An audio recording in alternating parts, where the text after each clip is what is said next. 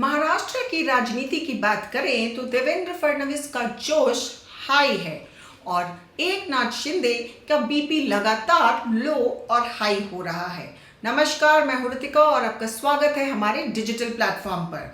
महाराष्ट्र के केयरटेकर मुख्यमंत्री एकनाथ शिंदे को उनके स्वास्थ्य में कोई सुधार न होने के बाद महाराष्ट्र के ठाणे के एक अस्पताल में भर्ती कराया गया। डॉक्टरों ने उनके फुल हेल्थ चेकअप कराने की सलाह दी। शिंदे पिछले सप्ताह से गले में इन्फेक्शन और बुखार से परेशान हैं। हालांकि सियासी हलचल ने तबीयत को और बिगाड़ दिया है।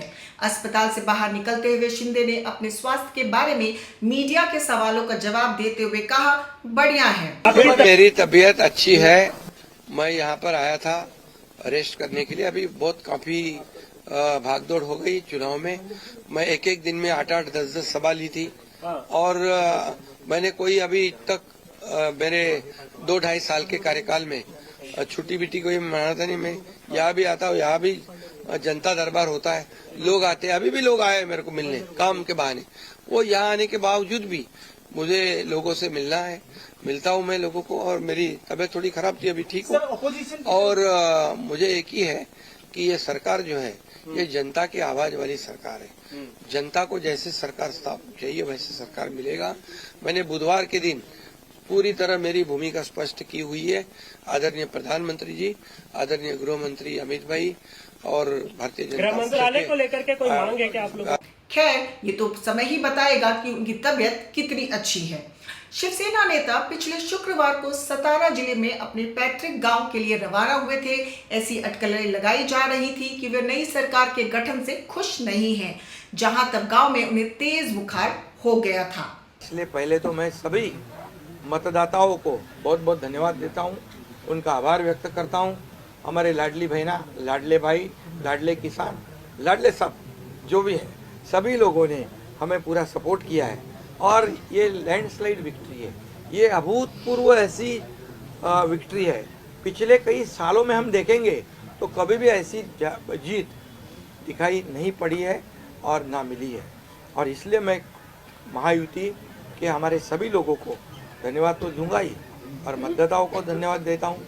इसमें हमारे जो 2.5 साल में हमें काम करने का मौका मिला, मुख्यमंत्री की हैसियत से जो सपना बाला साहब ठाकरे जी का था, आम शिव सैनिक को मुख्यमंत्री बनाना, वो मुख्यमंत्री बनाने का सपना मोदी जी और अमित भाई ने पूरा किया और निश्चित रूप से पूरे पहाड़ की तरह वो मेरे पीछे खड़े रहे। इसका मुझे गर्व है, अभिमान है। और उन्होंने जो सपोर्ट किया पिछले 2.5 साल में सरकार को आगे बढ़ाने में, फंड्स के प्रोविज़न में, सब जो हर क्षेत्र के विकास के लिए उन्होंने पूरी तरह योगदान दिया है।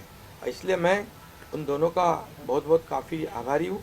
और हमारे जो हमारी सरकार हमारे बाला साहब ठाकरे जी के विचारों पे चलती है। आनंद दिघे साहब हमारे गुरु है और निश्चित रूप से ऐसी सरकार जो है आम जनता की सरकार है, सर्वसामान्य मानुष की सरकार है, एक कॉमन मैन की सरकार है। मैं मुख्यमंत्री खुद को नहीं समझता था, मैं सीएम मीन्स कॉमन मैन। एक कॉमन मैन काम करता है कॉमन मैन के लिए, तो इसलिए मैं खुद को एक कार्यकर्ता के रूप में काम किया 2.5 साल में। और 2.5 साल में इतना काम किया है कि जो महाविकास आघाड़ी ने बंद पड़े जो प्रकल्प थे, जो रुकाए, जो बंद किए हुए प्रकल्प, उसको हमने शुरू किया। एक तरफ विकास किया, दूसरी तरफ कल्याणकारी योजना है, जैसे लाडली बहना योजना है, लाडला भाई है, कई योजना है। और ये आम जनता के जीवन में जो बदलाव लाने की कोशिश हमने, क्योंकि मैं जानता हूँ गरीबी क्या है। मैं भी किसान का बेटा हूँ, किसान परिवार से आया हूँ। इसको उसका अनुभव होना चाहिए, उसकी गरीबी क्या होती है उसकी जानकारी होनी चाहिए। और इसीलिए मैंने आते पहले ही जब मैंने सोचा कि हमारी सरकार आएगी और आम जनता को उसके जीवन में बदलाव लाएगी, इसलिए हमने लाडली बहन योजना शुरू की। हमारे सभी साथियों, दोनों डीसीएम, सभी लोगों ने इसमें योगदान दिया और इतने बड़े पैमाने पे 2.5 करोड़ लाडली बहना योजना उनको जो विपक्ष लोगों ने बहुत विरोध किया, कोर्ट में गए, लेकिन हमने वो शुरू रखी। एक विश्वास पैदा हो गया हमारे सभी किसानों में लाडली बहनाओं में, लाडले भाइयों में, सभी में। और इसलिए ये बहुत बड़ी जीत मिली है। और ये ऐसी जीत मैं चाहता हूँ कि अभी हमारी जिम्मेदारी बढ़ गई है, अभी हमारी जिम्मेदारी और बढ़ गई है।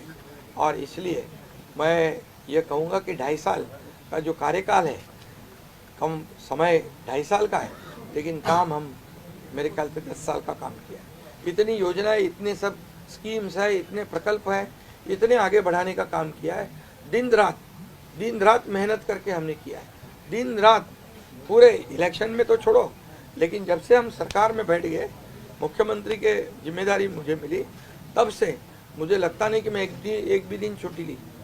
जहाँ भी गया वहाँ काम किया।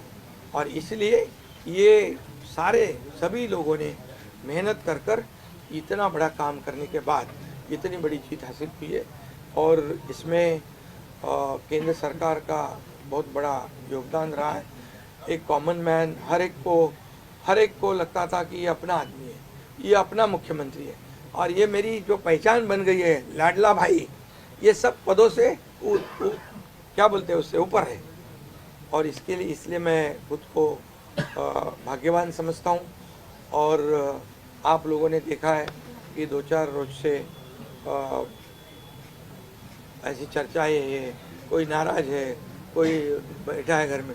हम नाराज बिराज होने वाले लोग नहीं हैं।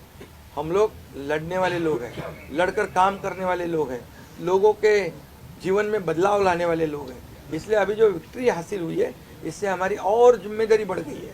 इसलिए महायुति और तेजी से काम करेगी और केंद्र सरकार और राज्य सरकार मिलकर बहुत आगे बढ़ेंगे। और निश्चित रूप से इस महायुति की सरकार स्थापित होगी। और इसीलिए जो मैंने आप लोगों को कहा कि लगा कि क्या हुआ, मैं तो कल आदरणीय प्रधानमंत्री जी से भी बात की, उनको भी कहा सरकार बनाने में हमारी तरफ से कोई अड़चन नहीं है, आप निर्णय ले लो। जैसे आपके भारतीय जनता पार्टी को आपका निर्णय अंतिम रहता है। हम भी महायुति के कौन लीडर है, एनडीए के लीडर कौन है, मोदी जी है, अमित भाई है। तो उनको कहा कि मैंने अमित भाई जी को भी फ़ोन किया, मोदी जी को भी फ़ोन किया, सरकार बनाने में हमारी तरफ से कोई भी रुकावट, कोई भी अड़चन, कोई भी कुछ भी, किसी भी तरह का अड़ंगा नहीं है।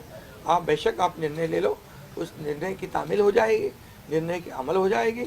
और मैं आज आप सबको कहता हूँ कि भारतीय जनता पार्टी के वरिष्ठ नेता जो निर्णय लेंगे मुख्यमंत्री पद के बारे में, जो उनका कैंडिडेट होगा, उसको हमारा शिवसेना का पूरी तरह समर्थन है, पूरी तरह हमारा पाटिंबा उनको है। ये आपको बताने के लिए मैंने आज सबको बुलाया है। इस बीच महाराष्ट्र में 5 दिसंबर को नई महायुति सरकार के शपथ ग्रहण समारोह के लिए मुंबई के आजाद मैदान में तैयारियां जोरों पर हैं, जिसमें प्रधानमंत्री नरेंद्र मोदी के शामिल होने की उम्मीद है।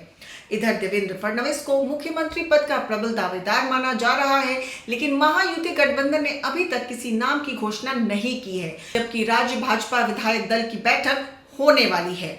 फडणवीस ने अभी तक मुख्यमंत्री पद को लेकर कोई सार्वजनिक बयान नहीं दिया है। यह चुप्पी उनके राजनीतिक रणनीति का हिस्सा हो सकती है, क्योंकि वो जानते हैं कि इस मुद्दे पर कोई भी बयान सीधे उनके राजनीतिक भविष्य और पार्टी की स्थिति पर असर डाल सकता है। खैर, ये तो जल्द ही पता चल जाएगा कि ताजपोशी किसकी होगी। अगर आपको ये रिपोर्ट पसंद आई हो तो बने रहिए हमारे साथ, क्योंकि खबर के हर चौराहे पर पोस्टमैन मिलेगा आपको सत्य के संदेश के साथ। जय हिंद, जय भारत।